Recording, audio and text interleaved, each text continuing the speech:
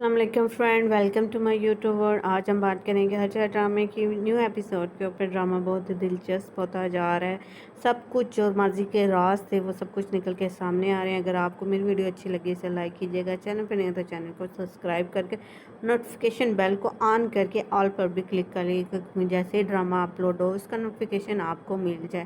اور مجھے ضرور بتانا ہے کہ آپ کو ہر ڈرامے کی اور میری ویڈیو کیسی لگی۔ چلیں جی بات کرتے ہیں ہر ڈرامے کی۔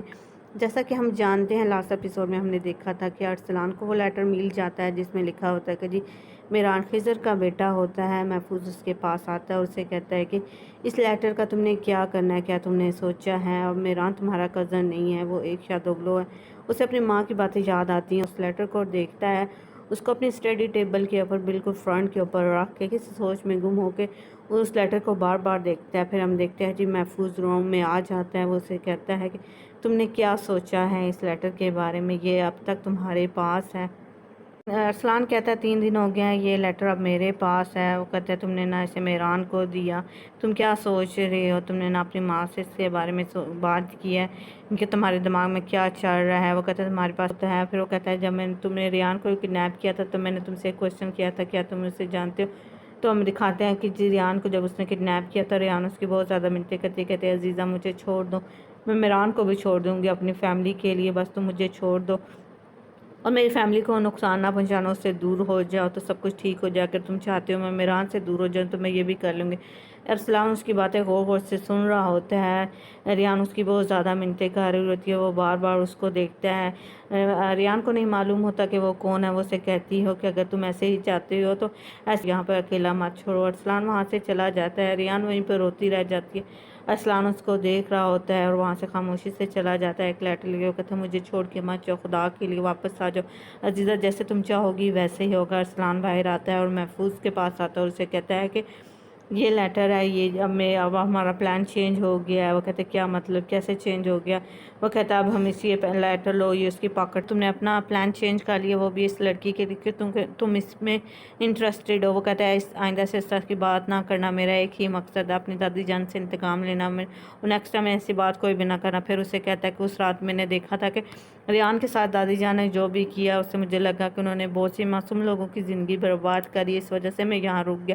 تو محفوظ کہتا ہے پھر اب تم کیا چاہتے ہو، کس چیز کا انتظار ہے تمہیں؟ وہ کہتے ہیں میں نے تمہیں کہا تھا نا کہ ابھی یہ صحیح وقت نہیں ہے، ابھی سب کچھ ٹائم کے ساتھ ٹھیک ہو جائے گا۔ یہ اس لیے کہ میران تمہارا کزن نہیں رہا۔ وہ کہتا ہے اپنے جملے کو مکمل کرو۔ وہ کہتے ہیں ارسلان کہتا ہے جب بھی مجھے پتا چلا کہ میران ارسلان میں نہیں ہے تو میں نے اپنا پلان کو چینج کر لیا، لیکن ریان کے بارے میں نے کچھ بھی چینج نہیں کیا، وہ سب کچھ ایسا ہی ہوگا۔ محفوظ اس کی طرف دیکھتا اور کہتا ہے کہ یہ میری لیٹر میران کو دے دوں گا، وہ سب کچھ چینج ہو گیا، آج کی رات سب کچھ ختم ہو جائے گا۔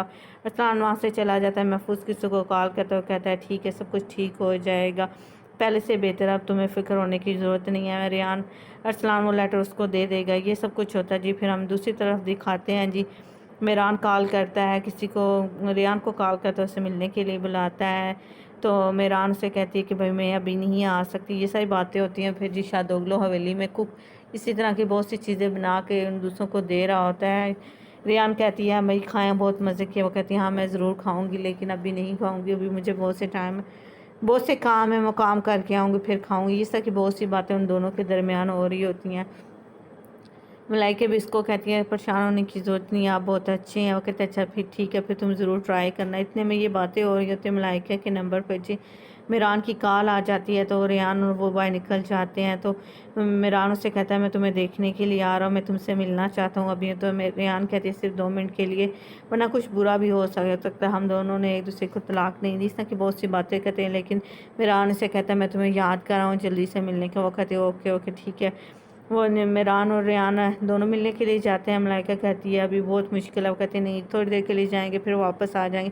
پھر اگلا سین دکھایا جاتا ہے، بہت ہی مزے کا سین ہے جی۔ دکھاتے ہیں جی کوئی شخص سیڑھیاں چڑھتا ہوا اوپر جا رہا ہوتا ہے، لیکن اس کے بارے میں نہیں دکھاتے کہ وہ کون ہے، وہ بار بار اوپر جا رہا ہوتا ہے۔ پھر ہمیں دکھاتے ہیں کہ شکران آرام سے باہر سو رہی ہوتی ہے اور اپنے اللہ سے دعا کر رہی ہوتی ہے کہ ریان اور میران کو ایک دوسرے سے جدا نہ کرے، وہ نیند میں ہی جا رہی ہوتی ہے۔ دوسری طرف دکھاتے ہیں کالے کپڑے پہنے ہوئے، ہاتھوں پر بلیک گلوز پہنے ہوئے کوئی عورت ان کی طرف بڑھ رہی ہوتی ہے، نہیں دکھاتے کہ وہ کون ہے۔ ایک سایہ ساتھ دروازہ کھلتا ہے اور وہ شکران کی طرف بڑھتا چلا جاتا ہے۔ ایسے لگتا ہے کہ جیسے عزیزہ خانم شکران کو نقصان پہنچانے کے لیے آتے، وہ آہستہ آہستہ سیڑھیاں چڑھتی ہوئی اوپر شکران کی طرف آتی، اس کی طرف ہاتھ ہی رکھتی ہے اس کے منہ کے اوپر، کہ شکران جاگ جاتی ہے اور کہتی ہے کون ہو تم، کون ہو تم۔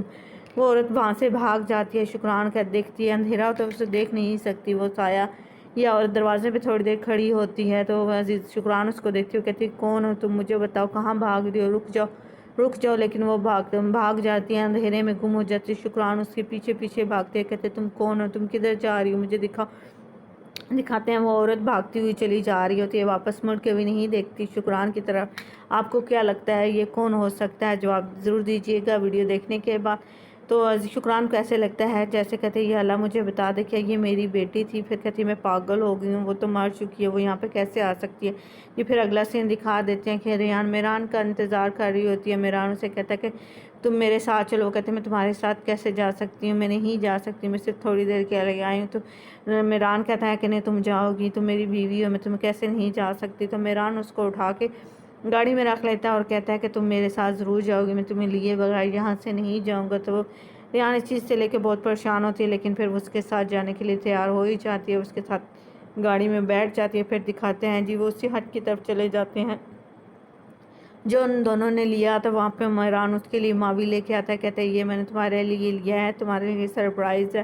ریان اس کو دیکھ کے بہت زیادہ خوش ہوتی ہے، میران اس کو دیکھ کے بہت زیادہ خوش ہوتا ہے، کہتے ہیں جا رہا ہوتا ہے، ماوی کو دیکھ کر ریان بہت زیادہ خوش ہوتی ہے، میران کا شکریہ ادا کرتی ہے۔ میران اس سے کہتا ہے کہ تم اندر آؤ، میں نے تم سے کوئی بات کرنی ہے، اور ان کا تم چاہتی ہو اس گھوڑے کو بھی اندر لے آئی۔ وہ ایسے میں ہنسی مذاق کرتے ہیں۔ پھر اسے کہتے ہیں کہ میں نے ایک وصیت تیار کی، اگر مجھے کچھ ہو جائے گا تو سب کچھ تمہارے نام ہوگا۔ ریان یہ سن کے بہت زیادہ پریشان ہوتے، کہتے ہیں اس طرح سے باتیں مت کرو، کیا مجھے تمہاری دولت کی ضرورت ہے؟ میران کہتا ہے مجھے پتا ہے تمہیں ان سب کی ضرورت نہیں، لیکن میں بتا رہا ہوں کہ جو کچھ بھی میرا ہوگا وہ تمہارا ہوگا، تم کسی پر بھی بوجھ نہ بنو۔ وہ کہتا ہے ایسی باتیں نہ کرو۔ ریان بہت زیادہ پریشان ہوتی ہے، اسے بار بار کہتی ہے تم مجھے چھوڑنے کی باتیں کر رہے ہو، کیا میں تمہارے ساتھ رہ سکتی ہوں، تمہارے بغیر رہ سکتی ہوں، کیا تمہیں وہ بات یاد نہیں ہے جو میں نے تم سے کہی تھی؟ اگر میران نہیں ہے تو ریان بھی نہیں ہے۔ اس طرح کی باتیں کرتی ہے اور رونے لگ پڑتی ہے۔ میران اس کو تسلی دینے کی کوشش کرتا ہے، کہتا ہے میں نے صرف یہ کہا ہے کچھ بھی ہو سکتا ہے، تمہیں پریشان ہونے کی ضرورت نہیں ہے۔ پھر ان دونوں کے درمیان ایک ایسا سین ہوتا ہے جو شاید آپ کو اے ٹی وی والے نہ دکھائیں جی، پھر ہم دکھاتے ہیں کہ وہ دونوں اپنے آپس میں بہت زیادہ خوش ہوتے ہیں۔ پھر دکھاتے ہیں جی ارسلان دور سے ان دونوں کو دیکھ رہا ہوتا ہے، وہ دیکھ لیتا ہے میران اور ریان کو ایک ساتھ تھوڑے سے دور سے کھڑا ہوا، یہ سب کچھ دیکھ رہا، آہستہ آہستہ چلتا ان کے گھر کے پاس آتا ہے، دروازے کے اوپر ہاتھ ہی رکھنے لگتا ہے کہ اس کے ہاتھ میں وہی لیٹر ہوتا ہے جس میں لکھا تھا کہ میران خضر کا بیٹا ہے۔ وہ لیٹر لیے وہیں پہ آتا ہے، لیکن میران اور ریان کی باتیں سن کے اور ان کا رومانٹک روپ دیکھ کے وہ وہیں پر کھڑا رہ جاتا ہے اور اس لیٹر کو آگ لگا دیتا ہے، اور وہ میران کے واحد ثبوت جو میران کے ہاتھ ہوتا ہے اس کو آگ لگا دیتا ہے، وہ میران کو نہیں دیتا۔ تو جی یہاں پہ ہو جاتا ہے یہ ڈرامہ ختم۔ کل ایپیسوڈ ایک نہیں آئے گی اور نئی ایپیسوڈ آپ کے ساتھ شیئر کریں گے، تو آپ نے ضرور بتانا ہے کہ کیا میران اور ریان ارسلان ان دونوں کے بیچ میں آئے گا، ان دونوں کو جدا کر دے گا؟ شکران کے پاس وہ عورت آخر کون تھی، کون اس کے پاس ملنے کے لیے؟ یہ سب کچھ ہر ایک کا جواب مجھے ضرور دیجیے گا۔ ویڈیو کیسے